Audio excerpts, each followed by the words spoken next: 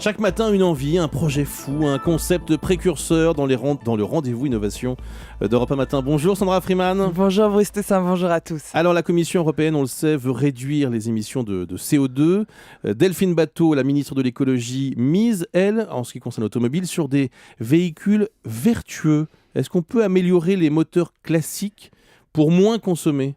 Oui. Quand on pense voiture plus écolo, a priori on pense aux véhicules hybrides ou aux électriques, mais les constructeurs innovent aussi pour que les véhicules classiques atteignent les objectifs de l'Europe, soit 4,1 litres au 100 pour les voitures à essence. Alors comment réduire leur consommation ? Il y a plusieurs pistes très efficaces.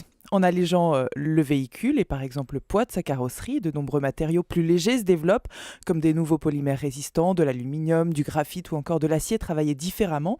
On peut aussi agir sur le chauffage, la climatisation ou l'électronique de bord. Des technologies comme des mini-machines à vapeur ou des générateurs électriques sont mises au point pour produire de l'énergie autonome à bord. Du coup, on ne compte plus sur le moteur de la voiture pour alimenter ce qui est à l'intérieur de l'auto. Autre piste, améliorer le moteur, bien entendu.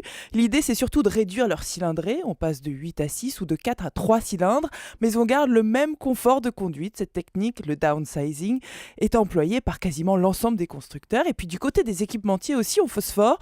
Sur la boîte, on fluidifie le passage de vitesse qui réduit le nombre de tours du moteur par minute. On agit aussi sur les pneus qui absorbent jusqu'à 25% de l'énergie fournie par le moteur en réduisant la résistance au roulement, ou encore on ferme les grilles d'aération en roulant, ce qui limite la résistance au vent des voitures. Donc il n'y a pas une solution absolue, il y en a plusieurs.